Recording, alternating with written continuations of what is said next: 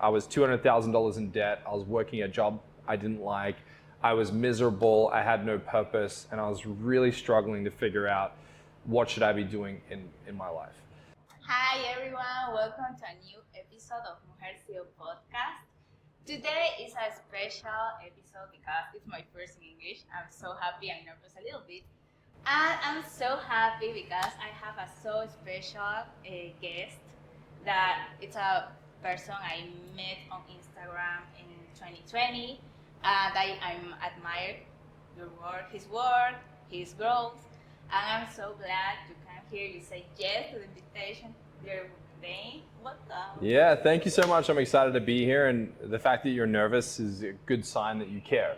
I think, we're maybe in our 30th episode on our podcast, and it gets to a certain point where you click and the nervousness kind of dissipates. But I always get really nervous when it's someone I've followed for a long time. You kind of freak out and panic, so it's all good. Yeah, I think it's part of the adventure, it's part of the way. It makes it exciting. Yeah, exactly. Yeah.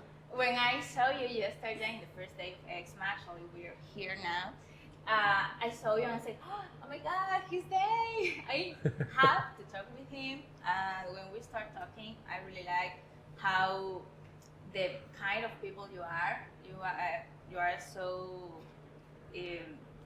friendly and really close, and I really like that. And I said, I need to have you in the episode. And you know what? I upload some histories on Instagram, and people ask me questions, give me questions for you today. So we're gonna answer Awesome. them. Yeah. So, what do you think if we start talking about who is Dain Walker? Yeah, it's a good question. I think, for me, building a personal brand has been an evolution of myself. I think, if you look back to yourself, how old are you now, if you don't mind me asking? 27. Okay, 27. Let's just say I'm 33, right? I look back at myself when I was 32, and I was like, I was such an idiot back then. But now I've got it figured out. And then next year, I'm gonna look back at this year and be like, I got it figured out now, but last year I was an idiot. I feel like people, as they progress through life, need to change. And I think that if you stay the same, life gets kind of boring anyway. So for me, who am I? I'm extremely curious. I like to dive into things that scare me, and I like to use my fear as a compass of, I want to go do the thing I'm scared to do. And I think where life really changed for me, when I was $200,000 in debt, I was working a job I didn't like, I was miserable, I had no purpose, and I was really struggling to figure out what should I be doing in my life. Interestingly enough, all the things that scared me were the things I needed to do. So what scared me was making content. What scared me was being on camera, creating and sharing ideas, speaking in front of a room full of people, doing a podcast. These were all things that were terrifying. And then when I just decided I'm gonna start doing them, I was like, this is really fun. And I speak to thousands of people, and usually the thing they're scared of is the thing that they know they should be doing. So it's weirdly a compass. So who am I? I'm a brand strategist. I run a company with 30 people, and I spend majority of my time working with entrepreneurs and business builders to craft their brand's identity, to create messaging, build their websites, help them master content. It's helping business owners master creativity and communication. That's really where our business sits. The book, the keynotes, the online programs, this is all the same material but more accessible, because not everyone can afford to hire myself and my team. But everyone can afford a book. If you can't afford a book, you can listen to the podcast. We're just trying to create every layer of communication of what we do, and we're just out here trying to help business owners, whether they're beginning or ideating, to help get a grip on how to build what they want to build creatively. Yeah. Awesome, I love it. I love your work around the world, building brands, and that's why I have some questions for you today. Yeah.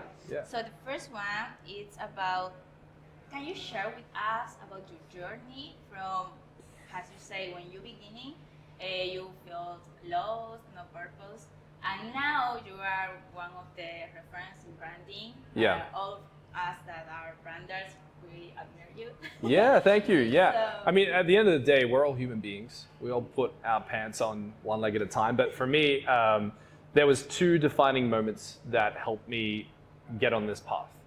The first moment was something that someone said to me, which was both the best piece of advice I had ever gotten, simultaneously the worst thing anyone had ever said to me. And, you know, I was previously working in a gym and I was selling memberships to a gym and I thought I was doing pretty good. When I started at that business, they were selling 30 memberships a month. 1 month later, after working there, we were selling 300 memberships a month. And I was like, I'm doing great. And, but the problem was the cancellations were really high. So in a gym, the last thing a business owner wants is all these cancellations. So what happened was my then CEO at the time sat me down and said to me in a private meeting, you know, you're underperforming. I'm like, what are you talking about? I'm doing great. I'm doing my best. And he was like, well, it's not good enough. And he said, you're operating and thinking and behaving like a B grade person. And I needed to operate like an A grade person. And he said, if you want to be an A grade person like me one day, I need you to level up. At that time, when I heard that piece of advice, it was extremely painful, like intensely painful to the point where I almost wanted to cry. I wanted to run out of the room, tell him to go away and get fucked and leave town, which is what I did. And in that moment, the reason it's a defining moment was biologically, mentally, and emotionally, I was like, fuck you. Like, how dare you tell me I'm a B grade person? And I didn't like the belittling. However, as awful as that sounds, you know, 5 years later now, it's the best thing anyone had ever said to me, because that conversation, he created so much pain that I had to change. And I was in the gym with him a week ago, exercising. And I was like, hey, remember that time you called me a B grade person? He's like, yeah, you're an A grade person now. Look where you go.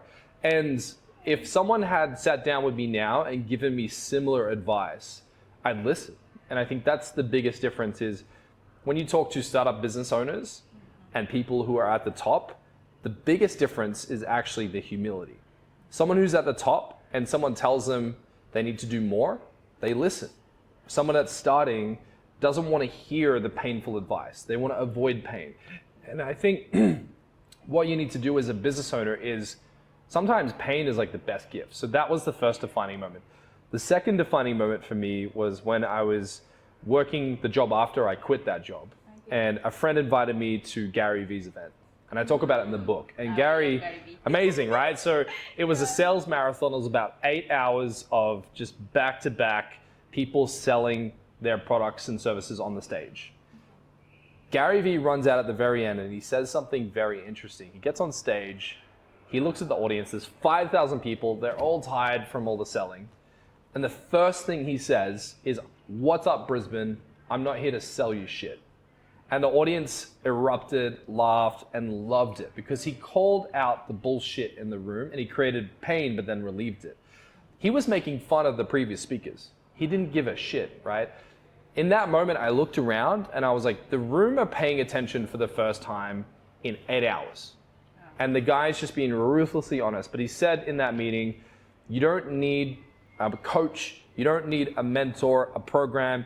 You just need to go do the fucking thing that you're scared to do. And I was like, well, I'm scared to start a business. And I thought, you know, I needed to get another job and pay off my debt and all the rest of it before I could start a business.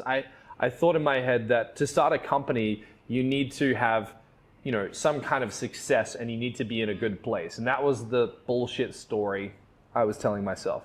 But in that moment when Gary said that, plus the painful meeting I'd previously had about the A and B grade person thing, those two things were the things that fused together and were like, okay, well, I need to go out there and just start. On the drive home, I said to my fiance, and I said, when we get home, I'm starting a company. And she's like, okay, cool. And we were broke. I'm talking about eating noodles, you know, and using our grocery money and investing it into software to start my business. That night, the minute I got home, I opened up my laptop and I just started emailing people saying, do you need a logo? Do you need a business card? All the rest of it. And then the next day I woke up and I had, you know, like 200 messages of people saying like, yeah, like do a logo for me. I got my first $25 paycheck and I was like, this is great, let's just keep going. But what really shifted was I was like, okay, let me make content about the things I know to try and get more clients. And that's how we started to really grow the personal brand. Awesome. It's so inspiring hearing that. It's like you say, sometimes we think we have to be in some place or it has to be the perfect, like the best camera, the best. You don't need it. These are all things that are, procrastinations. Mm-hmm. We need to wait till everything's perfect before we begin. But here's the thing is, building a business is never going to be perfect. Exactly. Most of your time spent as a business owner is dealing with problems. Back to back appointments about problems. We need software for this. We need to fire this person. We need to hire, like constant pain. And I think what I learned as a business owner is it's a pain marathon. You're constantly dealing with challenging problems that you've never dealt with before and you don't know how to solve them. So either you just belligerently push yourself through them or you hire maybe a consultant to come in and say, if I were you, I would do this, this, and this. And I'm even doing it now. Like we're about to go from 30 employees to 60.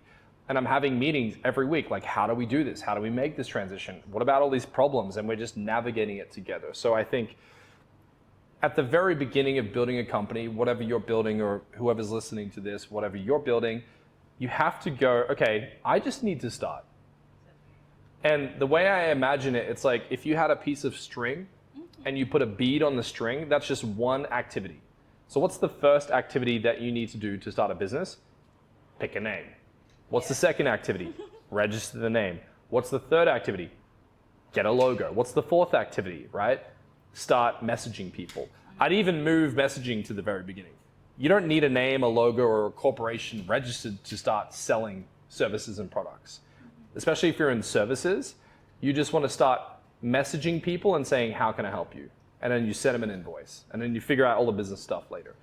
So we just need to think about what's the first few activities I need to do to get started? And what happens is once you do the little tiny initial activity, you're like, well, I can do the next one, and then the next one, and then the next one, and you start to get momentum. It's like going to the gym. The first day when you go to the gym is the hardest day. Yeah. What am I gonna wear? What do I pack in my bag? What do I eat beforehand? You overthink the whole thing. And then you go to the gym and you're like, oh, this is easy. The next day it gets easier and easier and easier. And you just string these activities together because all a business is thousands of activities every month. Just pick the next one. So if you stop worrying about, I need to plan all of the 1,000 activities I need to thread on this string before I start the month, you're fucked. You need to go, what's the first one, then the second one, then the third one? Just what's the most important thing? You string them together, and then before you know it, you've got a company, employees, clients, and all the rest of it. Exactly. Yeah. I love it. And I was thinking about, you just started answering this second question, that is, what is these common mistakes that people make when they start a branding or a company branding, and and how can they avoid it? Great. I think the most crucial problem you need to solve as a business owner is get money. If you can't get money, the business doesn't exist. So I imagine, a business is kind of like a living organism. Mm-hmm. Money is lifeblood for a business. If you run out of blood, you die. So how do you keep enough money in the business's veins to survive? And I talk to business owners all the time who don't like sales. They don't like selling, hustling, networking. And for me, that's a giant issue in startup phase. Once you're past startup phase, you can hire someone to do that and they can be the salesperson for you. But I think if you're in the very early stages of building a brand, you need to learn how to sell. And you need to learn how to get cash in the business. And sometimes to get the cash, you've got to make 200 phone calls. You've got to send 100 emails a day. You've got to do the ugly, boring, monotonous stuff where you're constantly talking to people and asking them, can I work with you? Can I work with you? Can I work with you? Can I work with you? And the ratio I use is if you talk to 10 people, 9 of them will tell you to go away. 1 of them or 2 of them might talk to you. And out of those 1 or 2, maybe 1 of them might consider buying your product. So you're talking about 90% of your prospects saying no bueno, and 1 saying, or 10% saying yes. So for me, if you think about the cash flow example, cash flow is the lifeblood of your business. You got to keep more cash coming in than going out. If you know how to do that, you know how to sell, you know how to network, you can make money with no logo, no colors, no font, no business name or a registration. I was making money in the first month without any of that. People were like, what's the company's name? And I was like, I looked at the wall and I looked at like a book and I was like, Victory Front Proprietary Limited. And they were like, okay, great. Which, thank God we changed the name, because people 3 months in were like, what's Victory Front? What is it? What does that even mean? Now the company's called Rival, and it's about, fighting the market, because building a business in the marketplace is a war zone. I digress, but back to the analogy is like, you don't need all of this stuff to build a brand. You need cash flow, step 1. Step 2, once the cash flow is coming in, you need to go, okay, let's just say I talk to 10 1 buys, right? Then can I get that to a 2 out of 10, and then a 3 out of 10? And if you're doing 4 out of 10, you're like in the top 1% of salespeople on the planet. I don't care what anyone says. If you can sell 4 out of 10 prospects, you're killing it. But if you're at 1 out of 10 or even 1 out of 20, the second step after cash flow, let's just say cash flow is starting to come in, the second step is communication. Is my communication effective? There's 2 parts to it. So the first part is, who's my target audience? And the second part is, well, what am I saying to them? And then, are they understanding what I'm saying? Usually in startup phase, the answer is no. Like, people have no idea. And if you're on a sales call and someone says to you, so what do you do? Can you explain it to me? Your branding sucks. If anyone ever asks you what you do, you're not branding yourself properly. So then you need to solve the communication problem. So the way you solve the communication problem, there's 3 types of communication. Visual communication. So if you look at the book, right? There's colors in a font, and it's communicating strength, power, and it's bold and it's bright. So then the visuals are saying something. Then, the cognitive communication. So the 90-day brand plan, people are like, what does that mean? If I can get them to go, let me think about that. Like, I understand, okay, it's 90 days and you're doing a plan for 90 days. Okay, they can understand what the message is. Yeah. The last thing is emotional communication. So if you look at this, how do you feel emotionally? I feel excited because I think, it's an exciting color. I'm gonna have my brand ready. Yeah, and yellow for me is a happy color. Yeah. So it feels happy, vibrant, but also like punchy because of the black. It's a graphic line, actually, right? What's that? In social media, your posts are yellow, black. Yeah. So the reason I chose yellow and black, I tested a lot of colors. So if you scroll right to the bottom of my Instagram feed, you'll see yellow, pink, purple, blue. Like, I had no colors, and I was testing how I would feel about certain colors, but. I guess to wrap the point, then we'll dive into the color. So, there's 3 types of communication: visual communication, cognitive communication, you have to think of a concept, and thirdly is emotional communication. So when you see this, hopefully people feel a little optimistic, and it feels a little bold, and it makes people feel confident and powerful and good. So then when you're messaging your brands, you have to master all 3. Your visual communication has to be good. Your cognitive communication, you have to be clear on what you're doing. And then finally, you have to make people feel an emotion. So if you look at your Instagram, your website, and all of your social channels, if the emotion's not clear, the message isn't clear, and it's not visually structured, then you have a problem. Lastly is, okay, once you've mastered sales, you've mastered communication, what's the final step? You have to master culture and bring people into the team. So once you start hiring people, you need to master, are they aligned with my values? Are they fighting on the same mission as me? Or do they just want a paycheck? You've got to build a team, because you can't build a brand alone.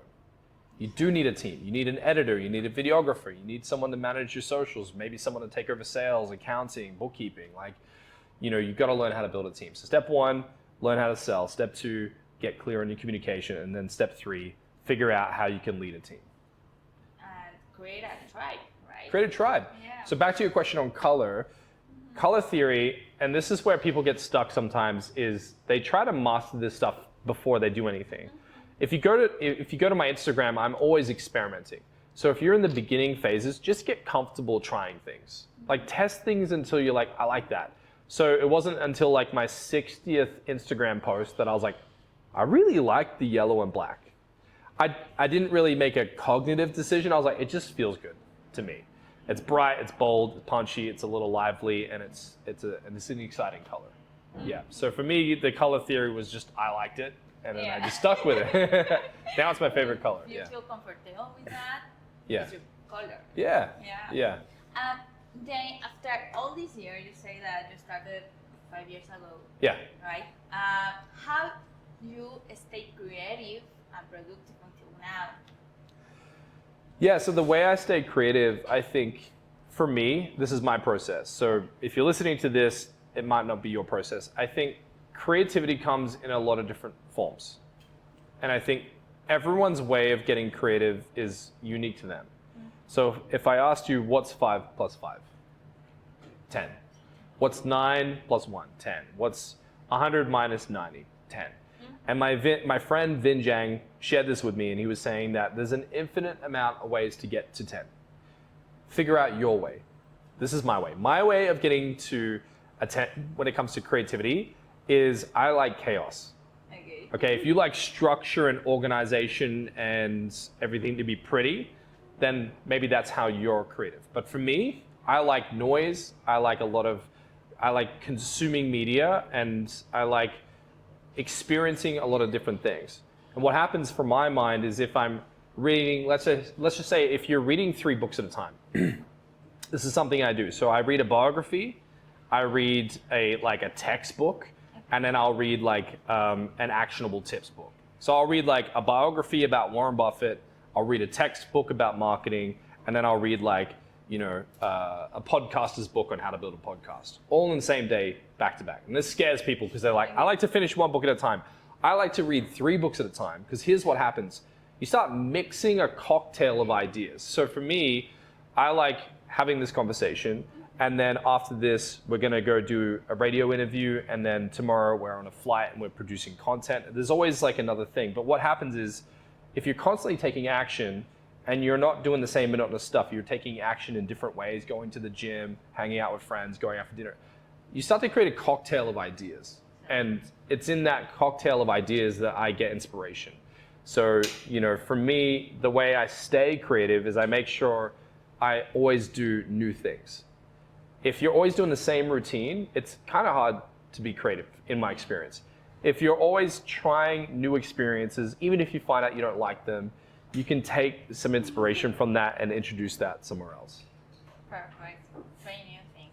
Like me today, interviewing you in English. Yeah, that's it, right? Now you're like, oh, English is a little different. Yeah. I love it.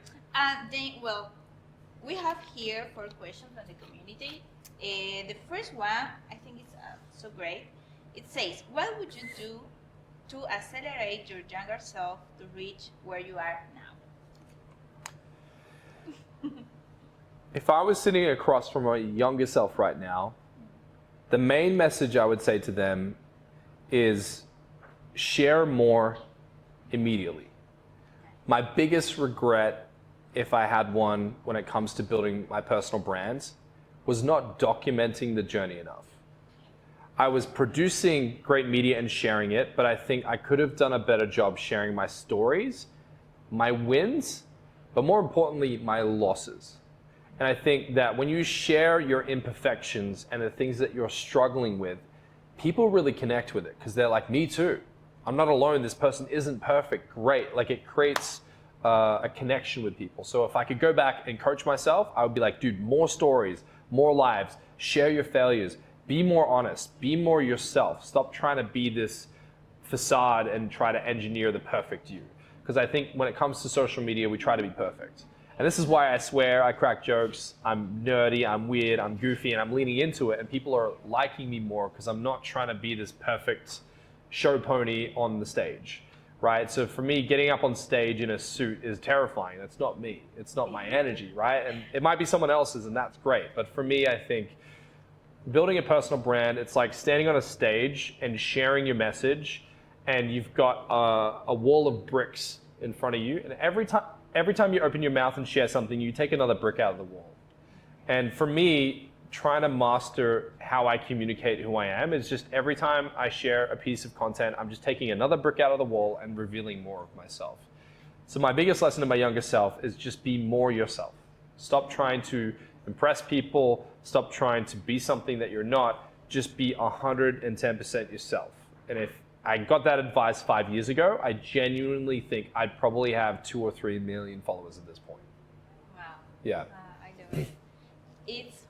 It's so true what you say, because sometimes we say like I have to act like this person, or because I admire him, I want to be like him. Yes.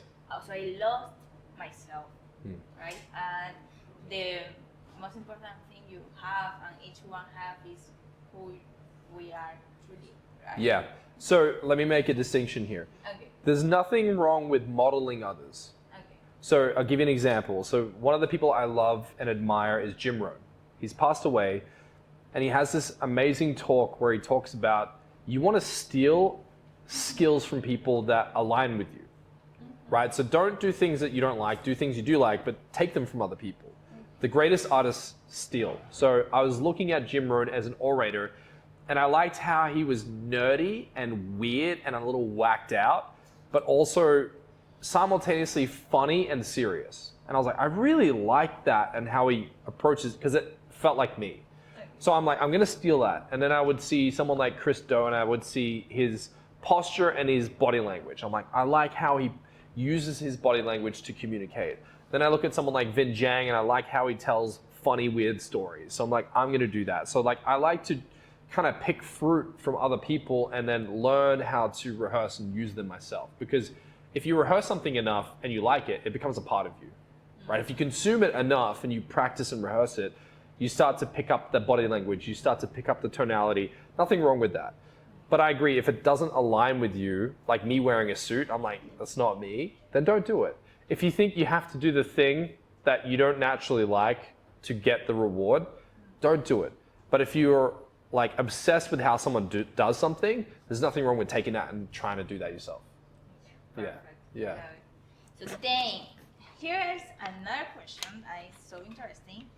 They ask, what are your lines of business and which ones are the best or more profitable? Yeah, so for me, I guess writing a book is not very profitable. Yeah. If you think you're gonna make writing a book, maybe not. However, on the back end of this book, people become clients from my agency. So the way I make most of my money is by running a branding agency. Okay. Clients will...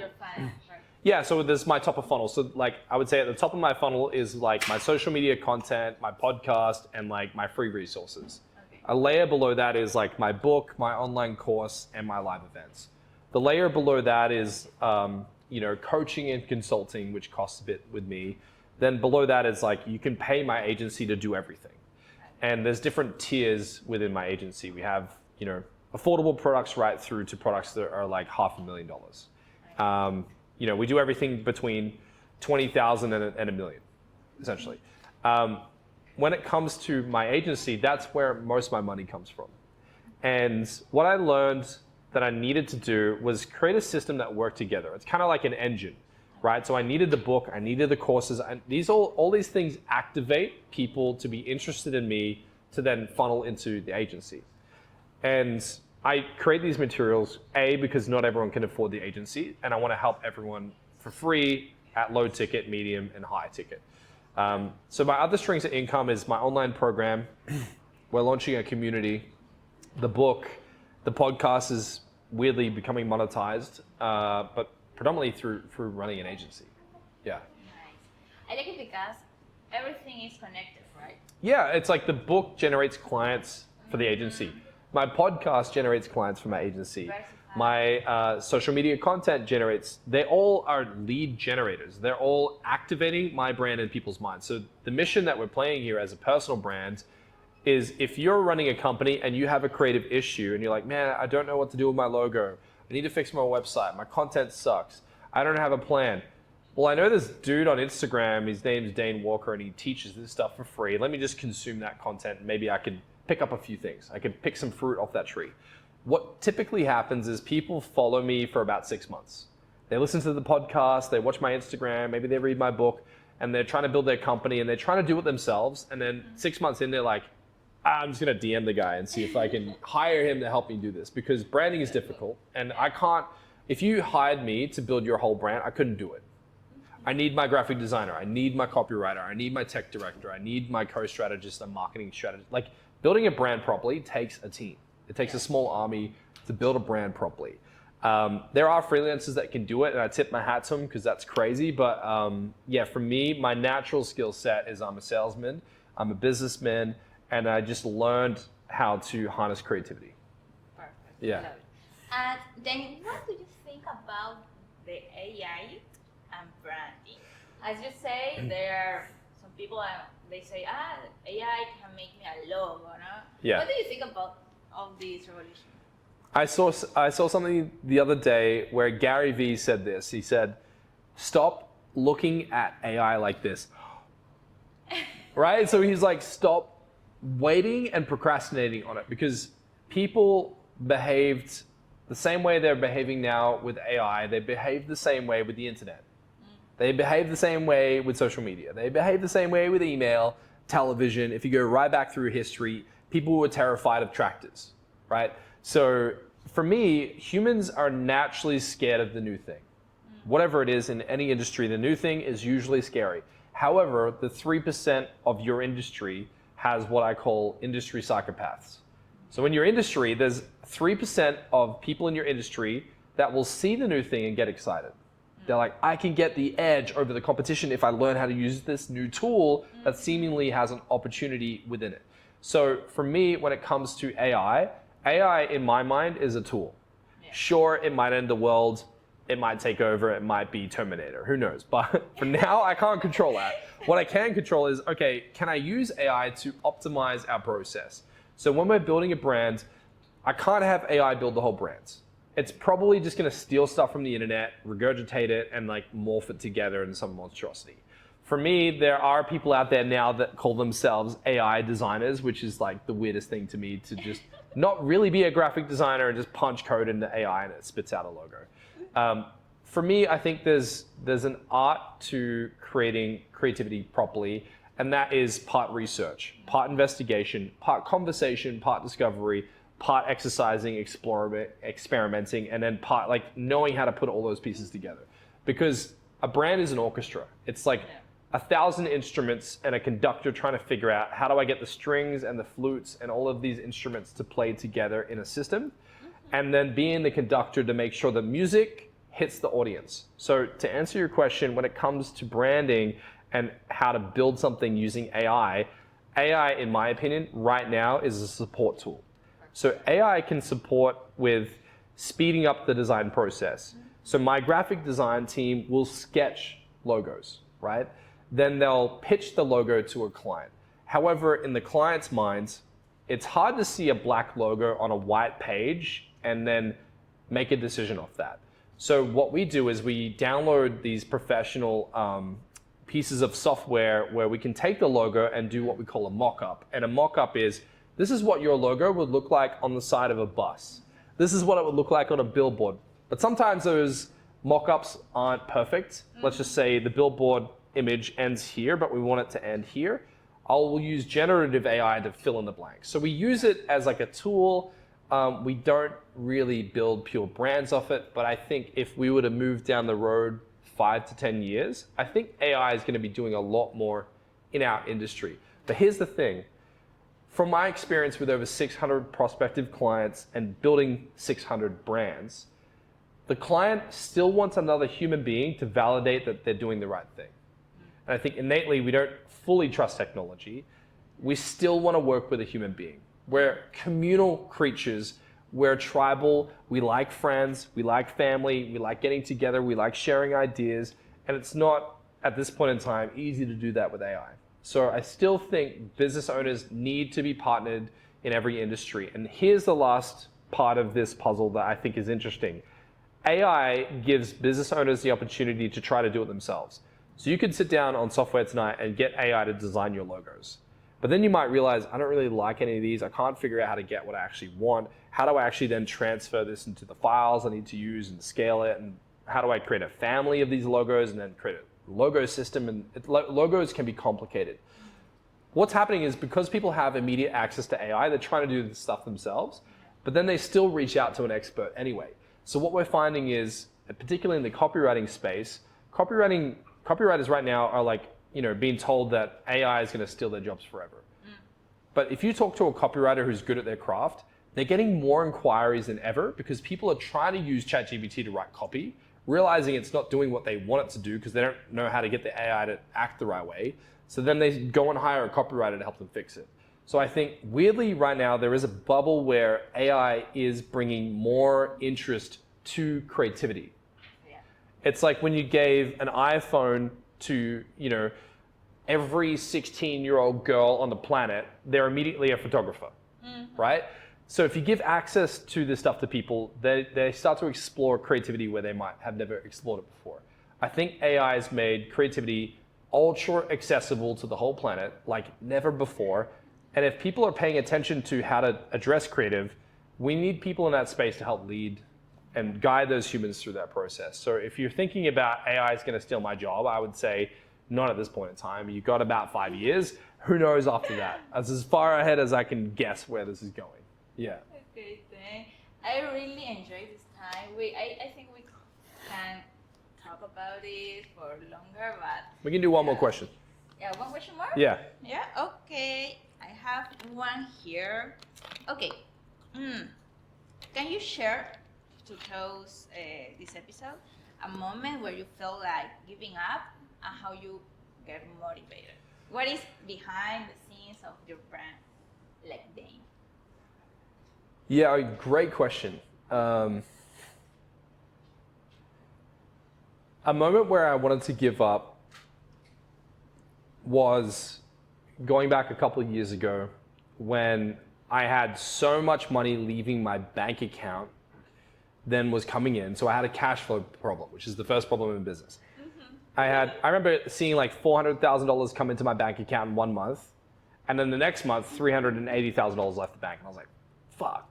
Like, I was like, yeah, not $400,000, and then $300,000 and $380,000 just bleeds out my bank account. And I was like, oh, okay, cash flow is different to profit, right? So where I wanted to quit my business for like half of a day was when I was like, I'm 2 years into building my agency, and I made more money, way more money as a freelancer than with 16 employees. And I was like, what am I doing? Like, this is nuts for like half a day. I'm like, I'm paying all these wages and I'm making less money. I'm working 5 times as hard. I'm 10 times as stressed. And I'm like, where's the fucking reward here, right?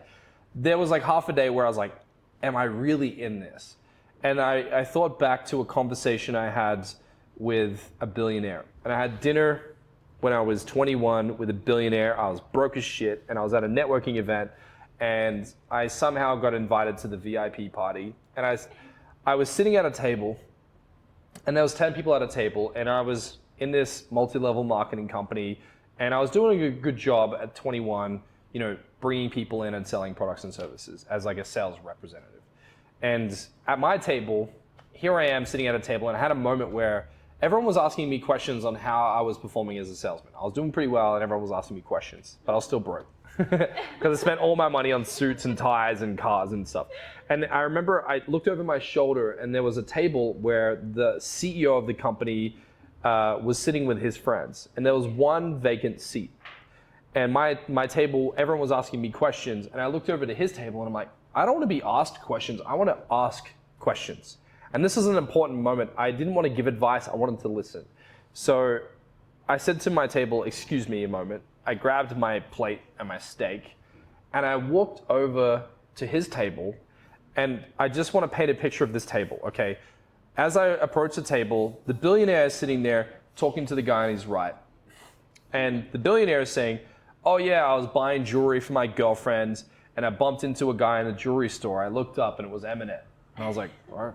That's an interesting conversation. The guy to his left was talking to the guy on his left, and he's like, man, it's so expensive to get fuel. And he's like, yeah, jet fuel prices are insane. He's like, yeah, it cost me $80,000 to fill my jet this morning. Because the girlfriend wanted to go to France for breakfast, and then she wanted to go to LA for dinner, so I spent 80 grand on fuel. And I'm like, oh my God. And I'm approaching this table, and I remember looking at these two guys in these conversations. I'm like, I fucked up. I can't sit at this table. But it was too late because they all turned around and looked at me. And I'm standing there with my plate of steak, looking dumb as hell in my suit. And I say to them, can I sit here? And they're like, yeah, man. I sat down. And then the billionaire turns to me and he goes, hey, I saw that you're doing some good sales. Like, good job, man. I was like, thank you. And being young and immature and naive, I said to him, I was like, hey, man, like, what's like one bit of like business advice you could give me?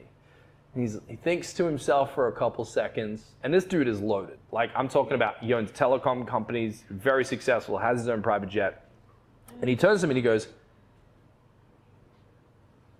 thinks to himself, and then he looks at me and he goes, I got it. I was like, okay. I'm like ready, and I'm like, I wish I had a notepad and pen, and I'm just gonna remember it. And he says, if you want to be an entrepreneur, he said the first 2 to 3 years, you're gonna eat shit. For 2 to 3 years, flat out eating shit for breakfast, lunch, and dinner. I was like, oh, this is gruesome advice. But he said, you'll make almost no money, almost none. But he said, if you stick at it and you get good, he's like, by year 3, 4, and 5, you'll start to make okay money, but you'll be working your face off. And you'll challenge yourself, is it worth the mediocre income I'm getting for all this years of work? And then he said, if you can get through that stage and you can get into the third stage by like year 6 or 7, he said, if you're good, you should be able to make crazy money. And I remember I was in this moment, like I said, I wanted to quit. $400,000 came into my bank account one month, $380,000 left my bank account the next month. And I'm like, what am I doing? Oh my God, I gotta pay 16 employees. I've got all of this stress, responsibility. I've got a newborn baby girl, and you gotta spend a lot on nappies and like cots and like prams and all that stuff. And I remember just sitting there like, should I quit and go get a job for half a day? And then I thought back to that conversation I had with the billionaire. I'm like, oh yeah, I'm at the second stage. I'm eating shit. I'm working my face off. I'm making fuck all money. I just need to keep going. And now, I'm at year 5. I'm still working my face off, but we're making crazy money. Like I can go away, like I've been away from my company for a week and they're making insane money right now. So like it takes time. Warren Buffett said, getting rich is slow. And Elon Musk said, getting rich is like staring into the abyss while chewing on glass. It's extremely painful. You're a firefighter. You're dealing with problems all day long. But if you can do it with a smile on your face and relish in the fact that if you can survive this and 99% of your friends and family can't, you're onto something. And if you're not on the cusp of bankruptcy, you're not really fucking doing much anyway. So like for me, I think the best lesson in that is if you want to build a business, pick something you love, pick something you're willing to suffer to go through to get. Nice. I love it. Thank you so much, Danny, for your time. Thank you. For all the things you told us in this episode. I'm sure that everyone that is gonna listen, they're gonna take some value, tools, and advices. So thank you very much. And to close the episode, could you please tell us how we find you on Instagram or where we can buy your book? Tell us more. Yeah, so you can just go onto Instagram, type in my name, Dain Walker. Dain Walker. And there's a link there and it has links to everything. My podcast, the book, my programs. But I really live on Instagram. So send me a message, we can chat. I manage the account myself. But yeah, reach out if you need anything. Yeah. Perfect. Perfect. Gracias. Thank you so much for everyone to watch this episode. See you in the next time. Here's Tammy Branding, and I'm so happy to see you here. See you in the next episode. Bye. Adios.